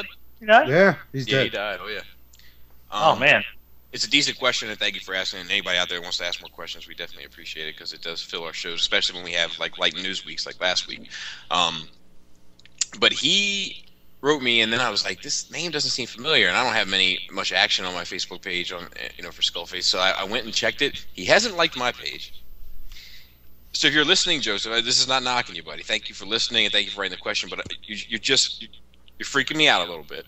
You're a heartless bastard. You haven't liked my page. You haven't liked Defending Our Missing Heroes page. You haven't liked T2RX6's page. You haven't liked Shattered Cast page. But you wrote me? And that's cool. That's fine. I'm going to put the question up here. We're going to answer it. But I need you to go back and like my page and shit. And send me some fucking, I think Joe C is smarter than us. And he tests the waters before making rash decisions. Maybe he doesn't pre-order all willy nilly. He he wants to see what he gets back first. Maybe, but it did stress me out a little bit. And Josie, you feel comfortable, writing on the Facebook page and on Shattercast and all that stuff. I have a quick question for you there, Bobby. Does Josie's default pic on Facebook consist of a character from Transformers? No.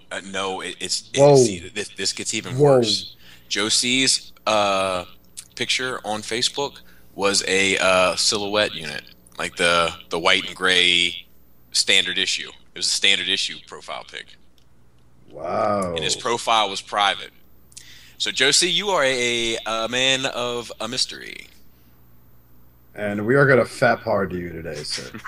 Right. So anyway, go ahead, Greg for Mercy. Well, the reason I want to answer this question is because I don't know. It's a good thing. It's a good thing. So Josie asked, and I got to bring up the question again so I don't paraphrase because I just hit the wrong button on my phone. But basically, he asked, how did we come together? Did we know each other for a long time before the show? It feels like we do. And do we have any advice for anyone thinking of starting a podcast? What happened was Justin, Bobby, and I took part in a show, and Matt for a couple of episodes, took part in a show called Good Morning Cybertron. It's Good Morning Cybertron. Look them up on YouTube, Podomatic. They're on the same basic feeds as we are, so they're not on our level. They're not. Shout out to Scott who's going through some tough times. So. Yeah, shout out to GMC definitely because there's some hurt in the house right now, and they deserve as much love as anybody. Yep. So what happened was we did a few episodes, and there was this one particular episode where they had a guest on, and only a couple of the people could be involved because he was overseas and whatnot, whatever. So I threw out in the chat that we had, because just like we have a chat for the show, we had a chat for that one. And I was like, we should do like a shattered glass. Good Morning Cybertron. So we called it Good Evening Cybertron. Right? That's what we called it? Yeah, GC. Yep. So we did this one episode, and man, we got a lot of feedback. We were just whatever. We took the exact same questions, and we hit it with our ire and our hate and spite and passion, and we just fucking ripped it up. And man, we got all this feedback from a bunch of people, one of which being Antoine, who consistently would private message me or post on the Facebook page, when are you doing another GEC? When are you doing another GEC? So then we did this other episode, and Matt was on. He was a guest on Good Morning Cybertron, and it was fun. I was down in North Carolina, I was going through some hard times, and I just had a good time, speaking to another Southerner. For however much sense that makes. And he had a passion for Hasbro. So what happened was Bobby and I were talking, maybe we should do our own show. Just, mix up the pot a little bit. And we decided to do one. And it only made sense to add Antoine. Because this guy's all over Facebook. You see him every day, 6 a.m. This guy, sets an alarm to fucking China. Every time something happens, he's posting it on 50 fucking pages. So it's well, let's get Antoine on, and let's get him on the show. And we did a second Good Evening Cybertron, and then that turned into Shattered Cast, basically. We had Matt on, because he was hell yeah, I'm not doing shit. Working at Best Buy. Hell has, bro. We got him on, and it was fun. And then Oscar. Oscar's fucking ass has been around, lurking in the fucking shadows, peeping at your kids forever. Oscar and I, like, we tried to venture into a thing before, and it's all about chemistry. And this goes into the advice. Like, we didn't know each other before YouTube, really. Yep. We talked on Facebook, whatever, but, like, we really, like, Justin, Bobby, and I had interaction on Good Evening, or Good Morning Cybertron. Oscar and I had bullshitted, personally. I didn't know Matt for shit. I didn't know Antoine really for shit. But we got together, man, and there was just a chemistry. And it was fun. And it was like, can we do this again tomorrow? And it turned to a thing, and here we are, what, 27 episodes in, yep. And it feels like it was fucking last week. Yep. And that's the thing, man. If you want to start a podcast, just find some fucking people. Like, it doesn't have to be your best friends. If it's your best friends, it's probably going to fail. Like, just get some fucking people that you don't get don't get your friends you all agree with. Get people you hate together. You know what I'm saying? Like, get people that you can't agree with. Yeah. Like, get the guys that buy the other company's toy. I would actually throw out that make sure it's someone that you can respect but disagree with. I mean, like, exactly. You know, Bobby and I don't see eye to eye on every single thing that we purchase, but, you know, we both respect the valid points that, you know, that we make. And I know Bobby's, you know, sold me on some toys that I didn't think I was going to want to get. So. And vice versa. Yeah, I blame Justin for probably my last 5 purchases. You son of a bitch. So, well, the thing I wanted to add also is that what the fuck? Oh, one of the reasons why we wanted to do our own show, just so that doesn't get misconstrued, possibly, is that Good Morning Cybertron was getting to a point where there would be like 12 motherfuckers on the show, and people were talking all over each other, and it started becoming a train wreck. And because Scott's always had this like open door policy over there, which is nice. Yes, absolutely. That's what got me on. That's what got Oscar on, and Greg, and Justin, and that's what got us on there. And as a result of that, sometimes it was just a fiasco. It got to a point where fucking Scott was saying things to us privately about how he's going to start limiting, like it's getting to be too much, and blah blah blah. And we were like, well, we know a way we can alleviate that, and that was part of the reason why this happened. And yeah, and also like Oscar and I initially bumped heads, like we didn't see eye to eye at all. Over Swerve of all things. Yep, and I was on Facebook, and Oscar started trashing this guy that had commented on some Frenzy Rumble post, and it was some of the funniest shit I'd ever read. So like I started trashing, like, and co-signing what Oscar was saying, and then Oscar started co-signing me back and forth, and then I made a comment and I said, see, Oscar, we can agree on some things. And Greg saw that from afar and put it together who I was, and then contacted me, and then Greg and I hit it right the fuck off, like we had known each other for years. So and Greg and I established a relationship, and I already have a relationship with Justin, and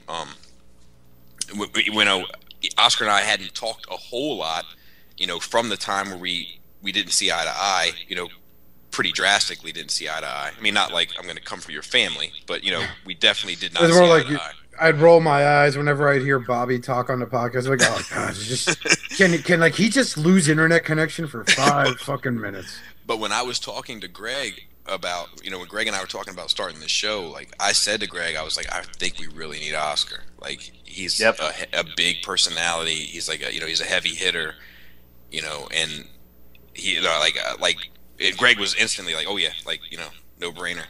And then Antoine was, like Greg said, like we knew that he was a news hound, and we knew that Matt would offer that other side of the coin. So we knew that Justin's like our smart guy, right? and then fucking I try to rein in as much of the wildness of Greg and Oscar, and then Antoine's the news guy, and Matt's the the antagonist. He's a straight man, basically. Yep. If you want to label Matt something. But my experience has been. Well, yeah. go ahead. You're not. No. Go ahead. Well, my experience before this whole thing came together was, some of you know this, I mentioned this in other episodes. I was with bkbn.net for a while, Big Kids, Big News. And, I had a great time on there. It was one of those moments where my friend Mark Corum, who I'm still good friends with, I love fucking just busting his balls for no reason, just whatever, because fuck you, that's why. And, I did this hobby on my YouTube channel called The Ozone. And Mark was like, you should probably do this as a podcast. And I kept fucking hounding Mark till I got The Ozone picked up as a weekly show on BKBN. And the feedback I was getting from other people from that website was, this doesn't sound like the regular podcast. Like, they had a Comic Nation Live. I'm saying it right in case when Mark listens to this, which was a really good show. They talked mostly about comic books, Then they had other shows like something about video games. And then one was called Toy Talk. And what killed me about that wasn't the guys on it, but what they always talked about. It would be like they focus on something released by Ninja Turtles or another. Like the last time I tried listening to them, like they had just announced the Masterpiece Prowl was being made and the Fallout Cybertron Grimlock figure was coming out. They spent maybe 5 minutes on that, and the rest of the show was all about fucking Hot Toys. And then here I am, and I still say to this day, I felt like the odd man out on that website because I would talk about shit that was kind of like sort of news related and kind of entertainment. Like if it was something I can make fun of to holy hell, like Lindsay Lohan suing the Rockstar Games from Grand Theft Auto 5 because they made a character that was basically her in the game that got wrecked and fucking trashed her ride. I was the only one talking about that type of stuff. And whenever I bring but at the same time, I was like, you're sitting there, and the only metaphor I can think of is everyone's sitting there digging for gold, but you're the only one coming up with diamonds. And yeah, Comic Nation Live came up with diamonds too. I love that fucking show. That website's debunk, and I think the only thing that I do miss from that is the times I was on Comic Nation Live with Mark and Booster Cola. But when I was said and gone, before my days with BKBN was over, I tried to do a Transformer podcast on there called The Eyes Have It.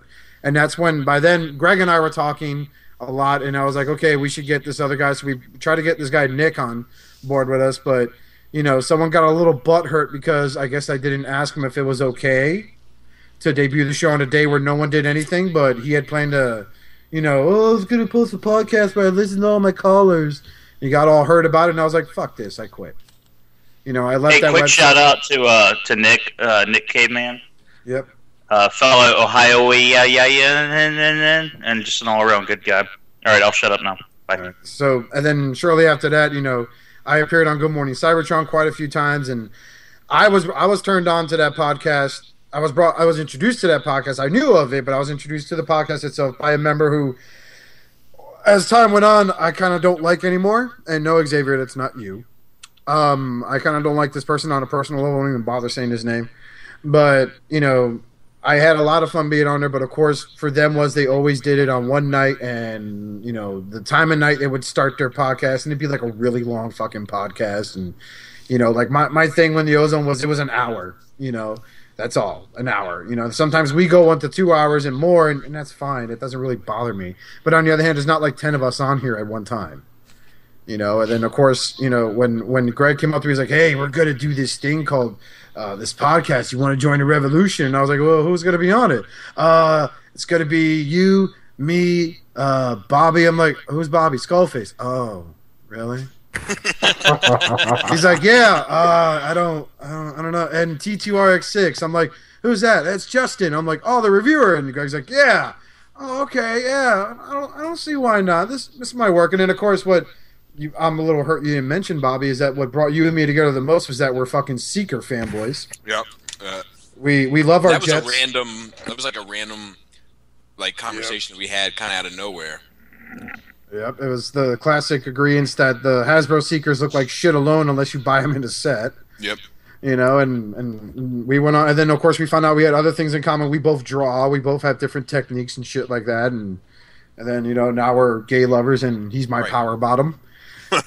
And 27 episodes later, I'm the host of the #1 Transformer podcast, and I say it a lot jokingly, but I like to think I like to think it's turned into a literal sense. We are the Freddie Mercury of podcasts. We stand out. We fucking let you know what's up. Yeah. You know, if you we don't think you're the best, nobody else will. Yeah, pretty much. Find somebody else. Somebody find some like superstar, like rock star, or like sports athlete that doesn't think they're the best, and there's a good chance that they're fucking not. And then, but as far as like thinking of starting a podcast, my best advice is to repeat what Greg said. Do one with people that you don't see eye to eye with. There's a lot of times in that private chat where we just go at it with each other, and then 2 hours later we're fucking over it. I think weekly, I feel like Deluxe is gonna quit the show. Just weekly, like fuck you guys, I'm out. Yeah, I mean, like there's Deluxe. There's been times where I've been concerned because I think that Deluxe is an important part of the show. Absolutely. And we need the straight man. We need the guy that's going to be like, well, here's what I like about the Hasbro thing. You know? And there's been plenty of times where I felt like, oh man, like that, that one got to him. Because sometimes he works hard on his sleeve a little bit. And, I've reached out to him a few times, like, hey man, you okay? We love you, right? It's, fuck with you, but they can't, But, and the other part of this question was, will you ever do a video show? I think that we'll probably end up doing something video related at TFCon. And later down the line, like I don't think that we're closed to the idea of anything, necessarily, so to speak. But I keep trying to tell Matt we're not closing anything. Yeah, TFCon's coming up. Yeah, we might have some private videos on YouTube after Chicago or RedTube. I would like to do some video stuff, and we try to add in some exclusive video stuff to the YouTube channel. Oscar wants to do this Ask World segment. If any of you guys want to ask World a question, we'll get this Ask World segment going. And a lot of us talked about doing other little projects. We're constantly trying to think and build. And that's another thing that's important when you ask advice about starting a podcast. My advice is this: make sure everybody has a fucking job. Yep. Because if somebody is getting a free ride, they're going to treat that shit like a free ride. If everybody is working, they're going to respect it more. They're going to perform better. They're going to care. They have more invested. They've bought in. And all of us work in Shattercast. All of us have different little jobs and different little responsibilities, and we all work. And as a result, we all have ownership and feel ownership and want to see it succeed. If you have a show where it's one guy working and the other guys are getting a ride, those other guys are never going to put forth the amount of effort that you put forth. So that's my advice. And the video show, I hope we can do more stuff. The thing is that there's when it comes to podcasts, especially Transformer podcasts, like you're really bringing sand to the beach. Like there's a lot of them out there, and the trick is to be unique and successful.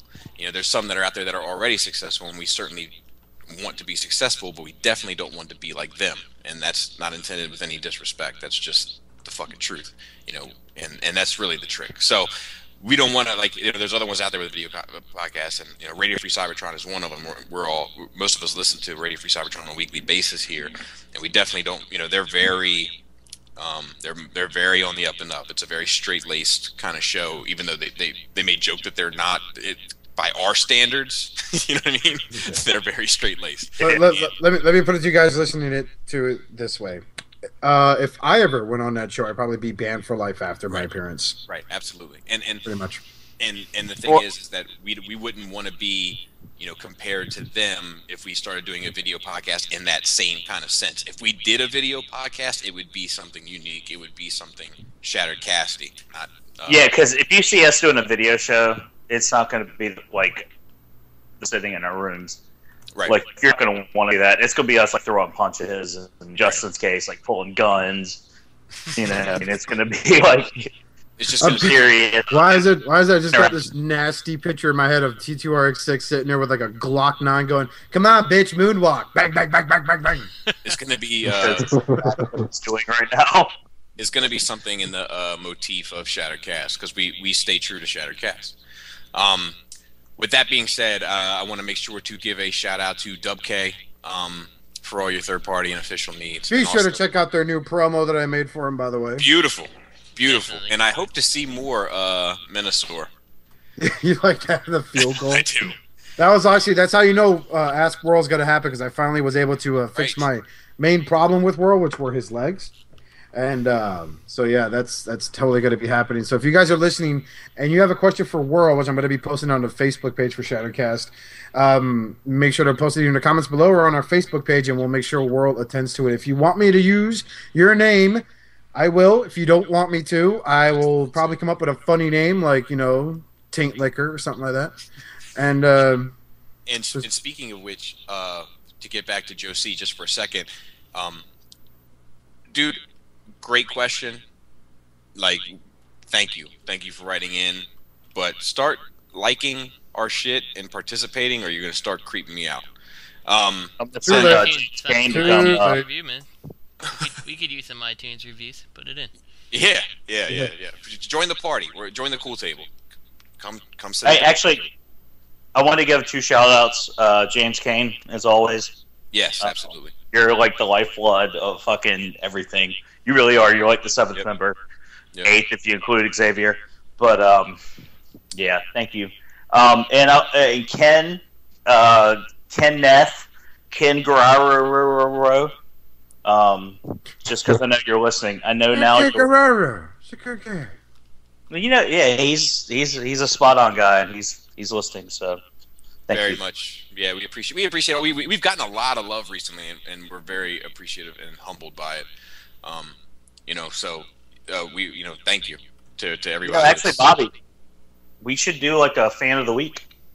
Yeah, we should. I'm still waiting for that comment of the week bit. That's what I'm saying. Yeah. So if you can man up and do something, not you, Bobby. I'm talking about people listening. do something to make it on the fucking show. Yeah, and we'll definitely naked pictures, money in the mail, whatever. James Kane is my he's actually my checks and balances system. Like every now and then my review table gets dirty, and he'll write me. He never bothers to write me privately and be like, "Hey man, quick heads up, you might want to get the old lint roller out." Post a comment where it goes, "Windex, motherfucker, do you right know in the middle what of it everything. is?" Like where the fuck are you living? But yeah, he keeps me balanced, because whenever he gets on me, then I feel subconscious and I gotta fix this up. I love it. In reference to what he posted today, if you're worried about the budget, I can send you foam core board No, it's not to help you out. No charge. Issue. I'll pay shipping. Okay. All right. Understand. Also, and shout out to Iamratchet for all your G1 needs. The guy is a king among men when it comes to the G1 game. And shout out to Scott and over there in his situation, and our thoughts are with that that whole Most ongoing definitely. situation. If it wasn't for you, we wouldn't have anything. I hate to say it like that, but that's the way it is. So, at any rate, also real quick, I'm sorry, we keep fucking up.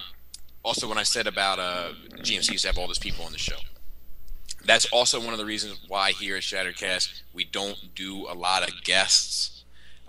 Is because we never want it to turn into that, and that's not a knock towards them. That they got their own thing, but like we said, we try to be different. We try to do our own thing, and we don't want our thing to be that thing. And we recognize. I mean, even them themselves have recognized the problem with it. So right, we can just alleviate that by just not doing it up front. Right. So. If we have a guest on, it's usually extenuating circumstances, or it's some sort of like we'll bring on the guy that was on the toy show and the guy that was hosting the TF Expo, stuff like that. It's going to be something a little above and beyond the regular like yeah, I buy toys too type of thing. It's not that we wouldn't like to have people on. We may start bringing one person here and there, but it's just we don't want it to get out of hand, especially this early on. The last time we had some random guy on, we got Matt. And you see how the fuck that turned out. So. What up, man? We miss you, Matt. If you miss Matt, give the YouTube video a thumbs down. And a Hail Hasbro. And Hail Hasbro. And Hail Hasbro. Hail Hasbro. Yeah, write a comment that says Hail Hasbro. He'll love that. Because he was very upset he couldn't be with the show. So anyway, Dub K, Iamratchet, Scott, and Deluxe, we, shout out to all those guys. And James Kane. And Joe C, you're stressing me out, but... as long as you don't friend request my personal profile with all that weird shit going on with you, buddy, we're on the up and up. So, Oscar, if you don't mind, you can go ahead and take us out of here. So, as always, be sure to check us out on Facebook at facebook.com/ShatteredCast Uncut. Follow us on Twitter under the same name, ShatteredCast Uncut. And also be sure to check out our Blogspot account, moderated by the one, the only Greg For Mercy at blogspot.com/ or is it blogspot.shatteredcast.com? It's some shit. Some shit like, hey, you know, whatever this is. And as always, be sure to check out all our respective YouTube channels, and be sure to like Defending Our Myths and Heroes Facebook page for Skullface, as well as T2RX6 reviews for Justin. Until then, us here at Shattercast want you and your friends to know that we all want you to take care of yourselves and each other. You've been shattered.